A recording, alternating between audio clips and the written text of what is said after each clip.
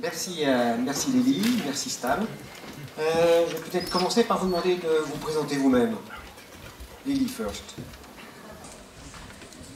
And I will speak in English just to wake you up, because thank you for inviting me and allowing me to speak in English. I hope that everybody can follow. And you know, I could follow almost everything that was said until now, and 80% of the jokes that Christoph made. So my name is Lily Fuhr. I work for a German organization we're called the Heinrich Böll Foundation. We're affiliated with the Green Movement and with the German Green Party. I work at the head office in Berlin. So I'm based in Berlin. We have 30 offices around the world, and we are about to open an office in Paris. So my colleague Jens Althoff is also here tonight, our office director, but the office doesn't really officially exist yet. We're in the process of opening it. And I'm heading up work on climate and extractive industries and resource politics. Thank you. On ne pourra pas retraduire, on n'a pas le temps. Stan. Donc Stan Dupré, alors moi je vais me présenter et présenter mon organisation. Donc moi j'ai travaillé pendant 15 ans dans le conseil auprès des grands groupes sur comment intégrer les questions climatiques, environnementales, etc. Y compris le secteur financier. Donc ça m'a amené notamment à me rendre compte que les grands groupes intégraient assez peu les risques de long terme dans leur politique, notamment parce que les investisseurs ne s'intéressaient pas aux risques de long terme. Et en travaillant avec le secteur bancaire, j'ai commencé à travailler il y a 10 ans sur le calcul de l'impact climatique des banques pour le groupe BPCE. Et donc à cette époque-là, on a travaillé avec les Amis de la Terre, il doit bien y avoir quelques représentants dans la salle, sur développer ce mode de calcul. Et ça nous a permis d'arriver à classer les banques, c'est ce que évoquait Jean-Louis Bancel là-dessus. Donc on a fait ça à l'époque, et j'ai arrêté de faire du conseil. Je me suis aperçu qu'en fait c'était assez important que le régulateur financier s'intéresse à cette question. Et donc j'ai créé une association qui s'appelle 2 Degrees Investing Initiative, qui implique des gouvernements, des institutions financières dans sa gouvernance, et qui travaille sur la façon d'intégrer les objectifs climatiques dans la réglementation financière et dans les processus d'investissement. Donc on travaille sur ces sujets-là, en partenariat avec des associations dans certains cas, avec le gouvernement. Donc la loi qui a été mentionnée sur les obligations d'information pour les investisseurs, on a en partie travaillé avec le gouvernement et les parlementaires pour la mettre en place. Et on travaille avec les agences de notation, des institutions financières, des universités comme Oxford, pour développer des outils qui puissent être utilisés ensuite par les institutions financières et être rendus obligatoires à un certain point par les gouvernements. Merci Stan. On va essayer de conclure quand même sur des notes un peu optimistes. Et je pense que je vais faire appel à vous, Stan, puisque vous avez travaillé vous avez aidé sur cette loi sur la transition énergétique. Donc en France, nous avons cette LTE qui a dû être votée en juillet, ou promulguée en juillet, c'est ça, donc elle est très récente. Donc maintenant, ça y est, en France, on est à l'abri de tout. Alors, pas sûr. Donc je pense que, alors, sur le point auquel... J'entends sur le plan financier. Hein. Alors, sur le plan financier, du coup, le point qui fait l'objet du débat là, que vous mentionnez, c'est l'article 173 de la loi sur la transition énergétique et pour la croissance verte. Je l'ai avec moi. Qui, donc, je vous fais le résumé, mais en gros demande notamment aux institutions financières de rendre compte de leur exposition aux risques financiers liés à la transition énergétique. Donc en gros, j'investis trop dans le charbon, ça se casse la gueule, j'investis pas assez dans les renouvelables, je gagne pas assez d'argent du coup alors que ça se développe. Mesurer ce risque financier-là. Le deuxième aspect, c'est d'expliquer comment les institutions financières financent la transition énergétique, de mesurer ça et de donner de l'information. Donc c'est uniquement une obligation d'information, ce qui fait que ça ne nous met pas à l'abri de grand-chose à ce stade-là. La question c'est est-ce que les institutions est-ce que le gouvernement va finalement donner des obligations d'information sur des indicateurs qui sont pertinents? Il y a encore pas mal de points d'interrogation là-dessus. Le décret d'application est en cours de négociation au sein des ministères. Donc ça, c'est le premier challenge. Le deuxième, c'est que vous obligez des institutions financières à donner de l'information. Ça ne dit pas qu'il y aura quelqu'un au bout pour utiliser cette information et changer les décisions d'investissement. Et il y a assez peu de chances que ça soit le cas. Donc la façon dont nous, on envisage les choses là-dessus, c'est que pour que ça crée un changement, notamment sur le volet de financement de la transition énergétique, il faut que derrière, il y ait des incitations qui soient mises en œuvre. Et donc, typiquement, on est en train de travailler ce qu'on peut considérer comme l'étape 2, avec le gouvernement et notamment avec les économistes du Premier ministre, sur essayer de comprendre comment on peut intégrer des objectifs liés au financement de la transition énergétique dans la fiscalité des produits d'épargne. Aujourd'hui, il y a 10 milliards qui sont dépensés par le gouvernement chaque année, entre 10 et 13 milliards pour défiscaliser des produits d'épargne. Ça ne prend pas en compte les objectifs de financement de la transition énergétique. D'une certaine façon, l'État dépense de l'argent, pas forcément de façon cohérente avec ses propres politiques publiques. Et donc, une seconde étape pour nous, c'est d'utiliser les informations qui seront publiées pour finalement mettre en place une forme un peu de bonus-malus, comme si vous avez pour les automobiles, qui inciterait les épargnants à se porter sur des produits comme celui qui a été mentionné par Jean-Louis Ancel juste avant. Bon, en fait, donc cette loi, cette LTE, comme on dit dans les milieux, loi de transition énergétique, et par rapport à la finance, c'est son article 173. Donc, comme je vous le disais, je l'ai avec moi d'ailleurs, enfin on ne va pas l'exhiber maintenant, mais je l'ai lu. Elle oblige les établissements financiers à une certaine transparence, c'est-à-dire à communiquer l'information dans leurs documents de référence. Concrètement, un document de référence dans une entreprise cotée, c'est en moyenne 400 pages, bourré de chiffres. Dans des établissements financiers, c'est 600 pages, bourré de chiffres, avec une espèce de labyrinthe en général. C'est-à-dire vous avez un chiffre au bilan qui vous renvoie à la note 23, vous lisez la note 23 qui vous renvoie à la note 72, qui vous renvoie à la note 48, etc. etc. C'est illisible. Et ça n'est d'ailleurs pas lu. Et je vais d'ailleurs vous donner un petit exemple, quand même, sur l'information pertinente. Parce qu'en fait, dans cette loi, tout repose sur l'information que vont donner l'établissement financier. Je vais vous donner un exemple de quelque chose qui est une information normalement pertinente. C'est le bénéfice ou la perte. Normalement, c'est une information pertinente, n'est-ce pas, d'un établissement, en l'occurrence, quel qu'il soit. J'avais ici, maintenant c'est une de mes collègues, une thésarde, qui devait faire sa thèse, qui a fait sa thèse d'ailleurs, sur l'impact des changements de normes comptables sur le résultat, c'est-à-dire le bénéfice ou la perte. En tant que directeur de thèse, je discutais avec elle et puis je lui dis, bon, au fond, ce qui est important, c'est d'avoir l'avis des utilisateurs, autrement dit des analystes financiers. Tu vas aller voir les analystes financiers pour voir ce qu'ils pensent. Est-ce que les nouvelles normes comptables internationales vont améliorer leur information ou la détériorer? Elle a fait le tour. Il n'en avait pas la moindre idée. Aucun analyste financier n'était capable de comprendre les normes comptables qu'ils appliquaient. Bref, ils travaillent sur un chiffre, c'est ce qu'on a pu constater, ils travaillent sur un chiffre, le bénéfice ou la perte, sans savoir exactement comment c'est calculé, même sans en avoir en fait une idée, disons même grossière. Pourtant, le bénéfice ou la perte, c'est quand même, théoriquement, une information pertinente. Donc, par rapport à cet article 73 de la LTE, personnellement, d'avoir un paragraphe de plus dans les 600 pages, on va rajouter 4 lignes, je suis très très dubitatif sur l'effet que ça pourra avoir sur le réchauffement climatique. Essayez de me rassurer quand même, Stan. Alors, je ne sais pas si je vais vous rassurer, mais donc il y a deux réponses à cette question. Le premier, c'est que si vous lisez bien le texte de loi, vous vous apercevrez que les informations doivent être publiées dans le document de référence, mais aussi dans les documents mis à disposition des souscripteurs. Ce qui veut dire que concrètement, si vous êtes un particulier et que vous investissez dans un fonds, vous aurez accès à cette information. Alors, le même problème se pose de lisibilité.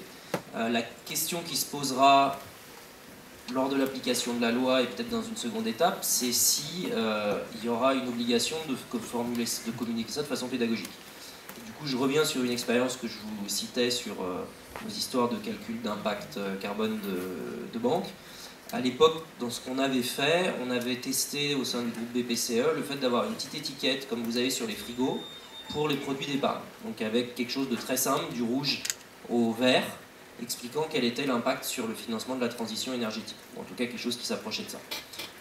Ce dont on s'apercevait, c'est que la plupart des clients n'avaient pas grand-chose à faire, mais il y avait quand même, quand on faisait des groupes avec des consommateurs, des épargnants, qui en avaient globalement 1 sur 10, voire 2 sur 10, qui s'intéressaient à ça, et qui étaient prêts à changer leur décision d'investissement sur cette base-là. Le point important, c'est pas tellement ce 1 sur 10, c'est le fait que ceux qui concevaient les produits n'envisageaient pas vraiment d'avoir une étiquette rouge sur leurs produits.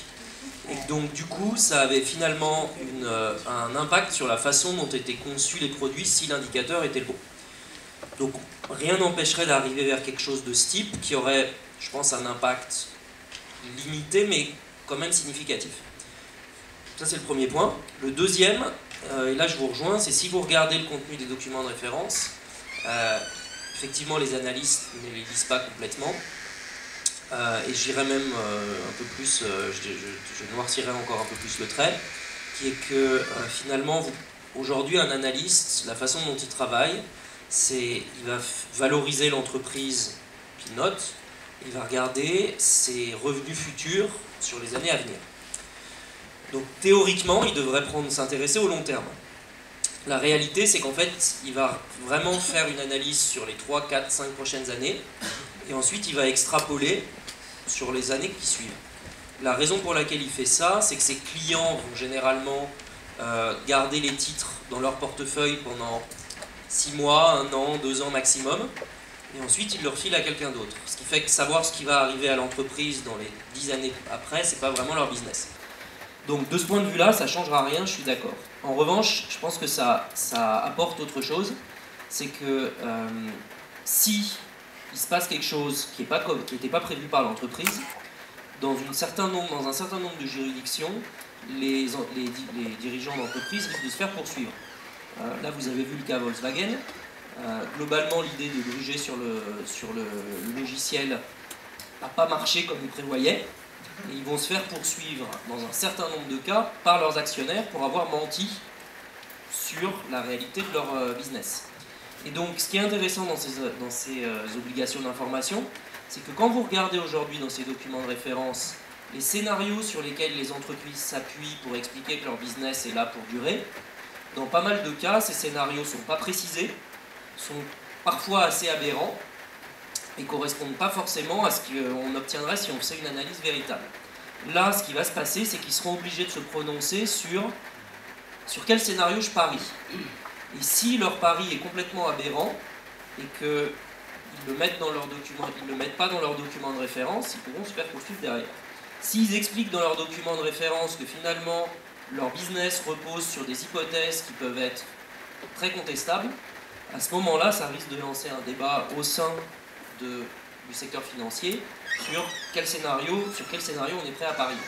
Ça donne aussi une information au gouvernement pour s'apercevoir que si toutes les entreprises font des paris contre les politiques publiques et contre les objectifs qui sont annoncés, notamment à la COP, bah ça pose peut-être des questions sur lesquelles il faudra ensuite trouver des réponses. Ouais, c'est une conclusion. Je pense que ce qu'il faut regarder, le truc, c'est que si vous prenez... Alors, partons sur cette idée de sanctionner. Imaginons que vous vouliez quelque chose qui est en vogue aux États-Unis, c'est de développer ce qu'on appelle les contentieux climatiques, c'est-à-dire en gros poursuivre les entreprises sur la base des émissions passées pour leur responsabilité dans le changement climatique et les dégâts qu'elles causent. Donc globalement, l'idée que vous êtes, je ne sais pas, une ville ou un État, vous allez devoir investir pour vous adapter aux conséquences du changement climatique, faire des digues, déplacer des bouts de la ville, etc. Ça va vous coûter de l'argent, vous allez avoir une facture et vous allez la présenter à celui qui est responsable du changement climatique. C'est un bon coup de marteau sur la tête de ceux qui sont responsables. Sur le plan sanction, je pense que vous pouvez difficilement faire mieux. Vous pouvez aussi imaginer que ce genre de logique dont on va présenter la facture à ceux qui sont responsables, vous l'ayez sur un plan de taxes dans des pays où il n'y a pas de tradition de class action par exemple. Imaginons que ça se développe. Si vous écoutez les avocats américains, je suis basé dans le bureau des États-Unis de notre association. Du coup, je participe à pas mal de congrès d'avocats là-dessus. Ils ont l'air d'y croire. Pour faire ça, vous allez avoir à un moment ou à un autre besoin d'avoir de l'information pour savoir qui est responsable. Et typiquement, la question qui va se poser, c'est tout le monde est responsable du changement climatique. Moi qui prends un avion demain, vous qui êtes peut-être venu en voiture ici, tout le monde est responsable sur un petit bout. Si vous voulez isoler des gens qui sont très responsables, et notamment les entreprises, vous êtes obligé de mettre en place un système de comptabilité de leur part de responsabilité dans le problème. Et si vous voulez demain, si vous commencez à taper sur les entreprises, il y a un moment où vous voudrez taper sur ceux qui les financent, et donc vous aurez aussi besoin d'avoir un système pour remonter à la responsabilité de l'actionnaire ou du financeur. Et donc, je ne suis pas sûr que ce soit cette vision totale sanction qui prévale, mais clairement elle fera partie de l'équation. Et dans tous les cas, l'information qui est en train de se mettre en place aujourd'hui, que ce soit pour donner des carottes ou pour donner des coups de marteau, dans tous les cas, vous aurez besoin de ce système d'information. Sinon, vous ne savez pas quel est le clou qui dépasse pour taper dessus. Ou pour le tirer. Il est évident que l'information ne fera pas de mal. Et qu'on aura... ça va nous donner du grain à moudre. Lily, you know, I am quite an old man now, a grandfather. I have 5 granddaughters and 1 grandson. That's it. No more problem for me, for the climate. I have quite, perhaps 10 or 20 years to live now, that's all. But what troubled me at that time, it's for my granddaughters and grandson. So, the question I have for you is, I know you have been studying on that. Is it recognizing nature's value or pricing nature's destruction? Which is the right solution? That's a very philosophical question, but also a very practical one. I would ask back immediately, so how would you explain the problems of climate change to your grandchildren in the first place? And I'll try and answer that for you, because I don't think you would talk about the number of measurable tons of carbon equivalents in the atmosphere. That's probably not what you would say. You would talk about the loss of livelihoods, rising sea levels, increasing droughts, water shortages, frequent storms, etc. All of the suffering happening from that. So, and I actually very much believe that the way that we frame a problem and describe a problem very much predetermines where we seek solutions and what kind of solutions we will find. And the environmental crisis is much more complex than just climate change, and but climate change has been from the beginning on, so for decades basically, been framed in a very narrow, one-dimensional way, as an end-of-pipe problem, sort of the emissions in the atmosphere that we need to reduce, and has been described very separate from other ecological problems and a wider ecological and environmental crisis. So what we end up with now, today, is a very carbon-centric worldview. So we are all carbon literate. We know how to count carbon just like we count calories. We calculate our carbon footprints, we offset our flights, we have carbon trading, we've got offsets, etc. So I've been following the UN climate negotiations since 2007, so for quite some time. I can tell you that process is a very narrowly framed end-of-the-pipe process that even offers a seat at the table for the most polluting industries. So that's a very fundamental problem we have with how we frame this problem. And so I think that many will agree that at the core of the problem is that we have an economy that is completely disembedded from society, that no longer serves society and people.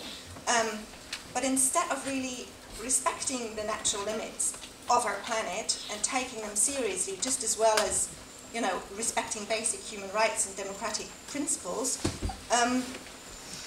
mainstream environmental policies today, that's what we observe, that I observe, are trying to solve the problem by integrating nature into the market economy. So instead of rethinking or reinventing the economy, we're redefining nature. So, you know, we're doing that by talking about nature as natural capital or ecosystem services that serve society. And CO2 really becomes the exchange rate. It's sort of the mother currency of everything. So we measure, we account for, we go into commodification, pricing, and finally into financialization. We call that new economy of nature. And just to give you one example that I find really, really interesting of, you know, where this might lead to in the future, from West Africa, Gabon, they've recently passed a new law. It's called the Sustainable Development Law. And it goes way beyond carbon trading. And we've heard already a little bit of what's problematic or not working with carbon trading. But this law actually creates a trading mechanism where you can trade and offset not only carbon credits and forest credits and other environmental credits, but trade in community development credits. And so you can offset your carbon emissions by creating jobs in a community or vice versa. Or I honestly don't know how that's supposed to work, but it's a real law that has been passed and now goes into implementation. And there's hundreds of other examples around the world. So policymakers, I think, today are facing a dilemma. They have to enact environmental legislation, like climate change legislation, without hampering industrial production processes. You know, that's the task that's set for them, and without hampering economic growth. So the way that they try to do this now increasingly becomes something that they call the flexible approach. It guarantees companies access to natural resources and sinks where they can dump their pollutions, and allows them to offset the effects elsewhere. So, the best way to do that is in monetary terms. So you need new trading mechanisms, and you can only do that because you've already redefined nature as natural capital, as, you know, commodities, as financial market products, etc. And what I think is very important is that this approach very often implies the implementation and use of very high-risk technologies. One example is that of carbon capture and storage. I'm very happy to go into that into more detail in the question and answer round or later, because there's so little time. But there's very high-risk technologies implied, also in the agriculture field, new biotechnologies, etc. But back to your question, and the future of your grandchildren, plus the topic of tonight's event. I think we need to respect nature's value, but it can never be fully measured and expressed in monetary terms.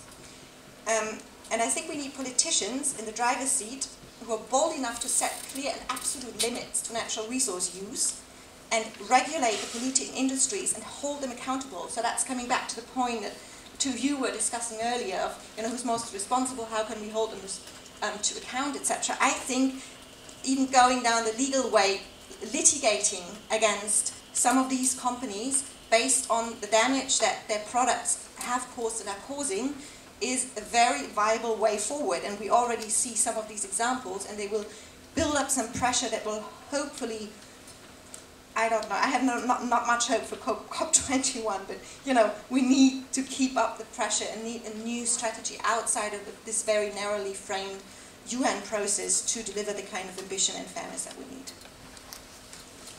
I asked a question. Of course. So if I understand well, you support this trend in litigation against polluters. So how do you price the damages?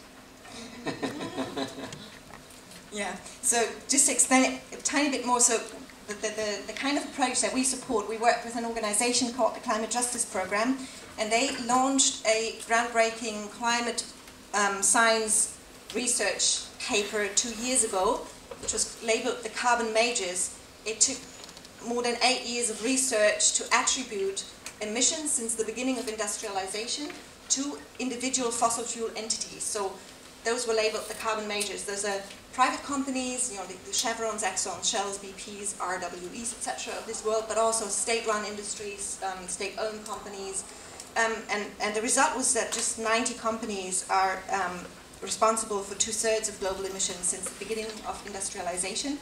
Half of those emissions occurred after 1988, when, you know, the International Panel on Climate Change was founded, and we knew about the effects, and they could no longer deny impact. So, based on that research, a number of organizations, including the Center for International Environmental Law, Greenpeace International, and the Climate Justice Program, are now going into various legal strategies, including litigation. There is, for example, a Peruvian farmer. So how, you know, trying to answer your question, there's a Peruvian farmer who is going to sue the German lignite giant RWE. And he argues that RWE, based on that carbon matrix research, has a specific percentage of global responsibility for climate change. And this farmer needs to implement adaptation measures because the glacier is melting and the glacier lake is overflowing and flooding his fields. And so he is asking $20,000 to be paid by RWE. He's going to hand in that case in, I think, 2 weeks from now or so it's quite recent, so that can be accounted for. I think what I find most problematic about the whole pricing nature debate is when you price sort of the value of ecosystem services that could be destroyed in the future, that you can then offset elsewhere. So, you know, calculating the monetary value of a forest, that if you destroy it, you know, you can plant trees elsewhere, and so they have the same monetary value. So it's something that's already happening in, for example, the US wetland banking scheme. So there's schemes, you know, where that is already happening, and the financial industry is heavily involved. May I ask a second question? Second question. Yeah, so just, so yeah, I don't support like these offset mechanisms specifically, I just ask question. My understanding is like in the case of your farmer, if like RWE is to pay at the end of the day, which is like question mark, but might happen at some point, in this specific case they will just pay for the adaptation, not for the actual damages to nature, which means that it's kind of, they pay probably like 10% of what they owe in terms of the damages they created. And if you want them to pay the full bill, you need to somehow to give a price to what has been destroyed. So I think if we asked them to pay the whole price, they would all go bankrupt immediately. So I was part of the seminar debriefing on the research you mentioned. So we tried to figure out with the lawyers how much the oil company would have to pay, and would it affect their profitability and their viability. And the conclusion was that it wasn't actually a big deal. yeah, I think the main problem for these companies will be that they will fight with, you know, everything they have against paying a single cent, because that would mean that they would acknowledge, you know, being responsible, and that you know, you'd have many more lawsuits following that. What we're proposing together with the Climate Justice Program in a UNFCCC COP21 context is to, because, you know, there's an issue called loss and damage. So that is the damage happening that goes beyond anything you can adapt to. It's the sea level rises that destroys whole islands. It's, you know, the damage is done by typhoons, etc. So, and there's no funding for that at all in the UN system right now. So we're proposing to implement the polluter pays principle by creating an international fossil fuel extraction levy, and the money from that levy should flow into an international mechanism to compensate the victims of climate change in this UN system. And the idea is to have a one-off payment for sort of the damages done in the past, and a payment into the future that increases, in the end leads to a phase-out of fossil fuels. But it's, yeah. Thank you, Lily. Question à la salle maintenant? De la salle, plus exactement.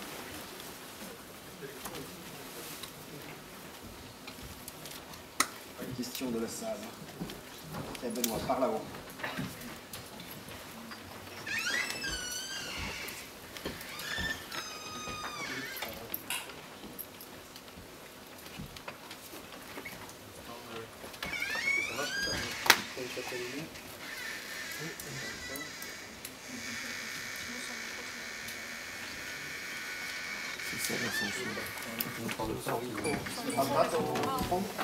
Je peux parler sur micro si vous voulez.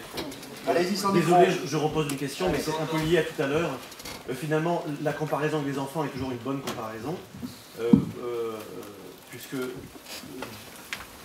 quand on explique... Merci. Quand on explique à un enfant qu'il ne faut pas faire une bêtise, voilà, il ne faut pas la faire. Des fois, quand il l'a fait quand même, et si on veut intégrer ça, un peu négocier, on lui dit tu peux peut-être compenser en faisant quelque chose et en rendant un service ailleurs. Mais du coup, ce système de offset, de compensation taxe carbone, je reviens à ma question de tout à l'heure, à laquelle ils avaient partiellement répondu, hein, est-ce que de créer un marché financier sur le carbone, est-ce que ça, c'est pas encore donner du grain à moudre à la finance? Ben, finalement, là, c'est pareil. Alors, ces compensations carbone, est-ce qu'on peut pas tout simplement leur dire, il ne faut pas couper une forêt? Did you catch that? Maybe it's a question for you. Yes, or do I have to try to say it in English? I think I got it. Ok. Autre question. Je me permets de reposer une question aussi, enfin deux en fait. J'ai d'abord une question pour Monsieur Dupré. Si j'ai bien compris, je ne suis pas sûr d'avoir tout à fait compris ce que vous faites, mais si j'ai bien compris, vous essayez de mettre en place des mécanismes qui feraient que notamment les acteurs financiers prennent en compte les problématiques environnementales dans leurs produits de placement. Et notamment pour ça, vous parliez de l'information pertinente, etc., qui sont publiées par les institutions financières. Alors moi, ma question, c'est comment prendre en compte le hors-bilan et tout ce qui se passe dans le shadow banking? Parce qu'aujourd'hui, le shadow banking, c'est une part absolument faramineuse du système financier, peut-être même bien plus importante que le bilan. Que le bilan. Et alors, finalement, quelle est la portée de ce qui se passe dans le bilan et comment faire pour agir sur le hors-bilan? And I have a question for everyone, because I was really interested in the debate you had about carbon pricing and offsetting mechanism and so on. Do you think that at the end of the day, it is really possible to internalize externalities, to internalize the environmental externalities? That's a problem. On va peut-être essayer de répondre à ces deux questions. Oui.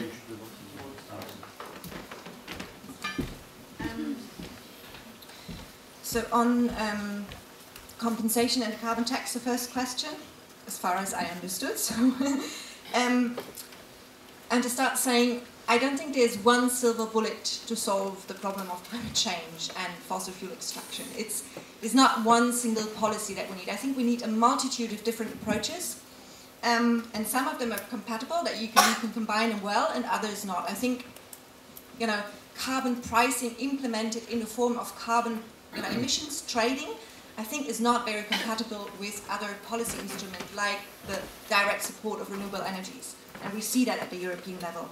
And I think that any financial instrument that basically asks the polluting industries to pay has that risk of letting them off the hook. So I think it always needs to be combined also with strategies that are about holding these companies and individual managers and decision makers accountable, and that includes legal strategies. So I think those are very much compatible. But there's no silver bullet. You cannot solve this problem with one instrument or one solution, and even though the EU is trying to do that with its EU ETS system. On internalizing external costs, no, I don't think it is possible, and I don't think it is the right way forward. I think it's actually quite a problematic diversion tactic of many companies right now, and I'm quite skeptical of that approach. There's a few initiatives, one of them is True Price, but there's many more, and they've calculated what it would actually mean to internalize the costs, the full environmental costs into a cup of coffee or a liter of fuel for a car or anything like that, and it doesn't fundamentally change the rules of the game, because these costs are never, you know, the basis for calculating them, in reality, it never reflects the real costs, and some of these real costs cannot be expressed in monetary terms. So if the idea is to internalize them, it means that we basically allow that business model to continue. And we need to talk about absolute limits and about, you know, changing the way that the economy works. So I have not seen any concrete field where internalization has been, you know, the great way forward. I'm happy to hear examples, but I don't see that happening right now. Alors, que je me souvienne des deux questions. Hors bilan, et alors je ferai le hors bilan après, juste avant le cocktail, juste avant les interventions, après le cocktail. Donc je ferai le hors bilan. Je vais commencer sur l'histoire du offset et des externalités. Je pense que, alors je vais prendre un peu le contre-pied de ce que vous disiez, qui est que on a une problématique aujourd'hui, c'est que l'ensemble des activités économiques polluent de façon complètement incompatible avec les limites auxquelles on fait face. Et sauf à ce que du jour au lendemain, enfin sauf à ce que rien du tout d'ailleurs, c'est impossible de stopper ça du jour au lendemain. Ça va prendre un certain nombre d'années, voire de décennies, pour arriver à passer à un modèle, si je prends la question climatique, sur lequel on n'aura pas d'impact au-delà des limites de la planète. Du coup, la question c'est comment on gère cette transition-là. On peut vouloir aller très très vite ou aller plus lentement, le débat est que là-dessus. Il n'y a personne qui défend l'idée qu'on peut juste du jour au lendemain couper le contact et être sur un mode qui marche à 100%. Du coup, pendant ce temps-là, il va falloir accepter qu'il y ait des impacts qui ne soient pas compatibles avec les limites de la planète. Et vous avez deux façons de faire. Vous laissez faire et vous faites des poursuites derrière, ou vous taxez ce qui est en trop. Et d'une façon ou d'une autre, ça revient à mettre un prix sur ces questions-là. Je vais vous donner juste deux exemples plus concrets. Donc quand vous voulez, aujourd'hui la façon dont les législateurs peuvent procéder, c'est si vous voulez, vous pouvez interdire une opération, mais vous ne pouvez pas tout interdire en même temps, quel que soit le niveau de gravité de ce qui est causé comme dommage. C'est impossible, on arrêterait la machine économique. Donc je vais vous donner deux cas. Vous avez les cas dans lesquels vous avez des exploitations forestières au Gabon, je crois que c'est ça le pays que vous citiez, qui sont complètement incompatibles avec les objectifs environnementaux. Vous êtes la France, vous ne décidez pas de la législation au Gabon. Vous pouvez éventuellement avoir un effet sur les sociétés qui opèrent là-bas ou qui investissent là-bas, à travers des activités, mais d'une certaine façon, vous ne pouvez pas empêcher quelqu'un de couper un arbre au Gabon. La seule chose que vous pouvez faire, c'est leur imposer des taxes, des sanctions, des choses qui reviennent à mettre un prix. Mais dans tous les cas, ils couperont leur arbre s'ils veulent bien couper leur arbre. Autre exemple, vous êtes par exemple, je ne sais pas, la Caisse des dépôts, puisqu'on a un représentant de la Caisse des dépôts au premier rang. L'État vous demande de construire une ligne de TGV, qui va par ailleurs réduire le transport aérien sur certaines distances, causer des choses qui sont positives d'un point de vue environnemental. Mais pour ce faire, vous allez devoir couper un bout de forêt, probablement endommager un écosystème quelque part. Globalement, les pouvoirs publics considèrent que les plus et les moins font que vaut mieux construire la ligne de LGV. Est-ce que à ce moment-là, vous payez rien ? Est-ce que vous êtes obligé de compenser cet impact sur l'environnement en essayant de reconstruire des écosystèmes ailleurs? C'est une question. Mais dans tous les cas, vous construisez cette ligne de LGV. Donc voilà, moi en tout cas j'ai l'impression que c'est très compliqué d'avoir aujourd'hui une approche dans laquelle vous ne pouvez pas interdire tout ce qui crée des dégâts, et soit vous payez rien, soit vous devez d'une certaine façon créer un système de compensation, que ce soit financier ou que ce soit en créant des impacts directement ailleurs. Peut-être juste sur le hors-bilan. Oui, quand même, parce que c'est quand même essentiel. Alors, sur le hors-bilan, donc, ça comprend énormément de choses qui sont hors-bilan. En gros, l'impact d'une institution financière sur l'économie il y a beaucoup de choses qui sont dans le hors-bilan. Je pense que juste l'état des débats là-dessus, c'est qu'aujourd'hui, ce que font les associations environnementales, par exemple, c'est comprendre quel est l'impact sur le financement de l'économie et du coup les dégâts qui sont liés à ça à travers l'étude qui était présentée. Une partie de ce qui est comptabilisé est hors bilan. On est au début de cette compréhension. Je pense que typiquement ce que le gouvernement aura à se poser comme question, c'est comment on fait pour attribuer un impact à une activité financière. Et les débats techniques qui sont en train d'avoir lieu, qui ont lieu depuis quelques années dans les groupes d'experts qui s'occupent de ces questions-là, c'est précisément comment on prend en compte les aspects hors bilan, etc., qui parfois ont plus d'impact que ce qui se passe sur le bilan. On prend la dernière question et puis on passe à la suite. La bonne nouvelle pour vous, c'est que le cocktail qu'on vous avait prévu, vu le nombre de personnes qui restent dans la salle, se transforme en dîner. Donc, I'm Miriam van der Stichler. I'm going to ask it in English, because I don't know the terminology. The other one, it's shadow banking or bilan. The other one is the derivatives. I've just been seeing how RWE, Shell, are fighting like hell to not make trading derivatives more expensive, because then they can keep the prices low. And therefore we can continue to have cheap carbon energy. So I was just wondering whether, yeah, it's new for me as well, how derivatives trading also needs to be taken into account what the impact is on the environment. And there has been also already kind of ethical criteria when you have to deal with commodity trading and so on. Is there any thinking about this? Okay, thank you. It's the last question. But juste demander si on y pense sur cet aspect-là. Oui, très pédagogique, parce que la question est technique. You understand? Thank you.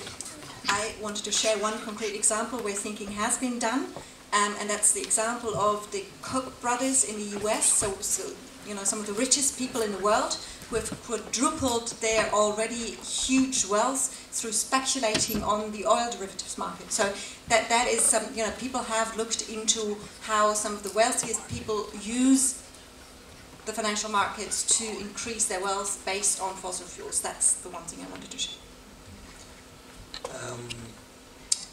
Do you want me to answer in English? Okay. Du coup, je pense qu'aujourd'hui, le degré de réflexion là-dessus, il est très limité. Ce qu'on a vu, c'est sur notamment les dérivés sur les matières premières alimentaires, agricoles, qui avaient eu des impacts sur les prix des matières de l'alimentation. Là, il y a eu en gros des controverses là-dessus et certaines banques d'affaires ont ajusté leur politique en conséquence. Après, aujourd'hui, en tout cas sur ces histoires de climat, je dirais que c'est extrêmement compliqué d'arriver à comprendre l'impact des activités sur les dérivés sur l'économie réelle. Modéliser ça, on en est assez loin. C'est déjà généralement compliqué de comprendre comment ça fonctionne tout court. Donc je dirais que ça, c'est vraiment la prochaine étape. À mon avis, ce qu'on va voir dans ce débat-là, on va probablement avoir 1 ou 2 années de débat sur comment déjà on attribue des impacts à des activités sur le bilan. En même temps, on va se voir développer probablement des méthodes qui attribuent à des choses sur le hors-bilan. Et je pense que les dérivés, c'est l'étape encore après, qui est très importante, mais qui est... je dirais qu'aujourd'hui, le débat, il est un petit peu aussi là-dessus. On ne sait pas exactement comment approcher les choses. Il y a probablement aussi de l'ingénierie financière qui sera faite sur des produits dérivés, qui proposera des solutions sur certains aspects. Aujourd'hui, vraiment, je pense que le degré de réflexion là-dessus, il est vraiment très très limité. Et je pense que les institutions financières sont très très loin de se pencher dessus de façon volontaire. Merci Lily, merci Stan. On va passer la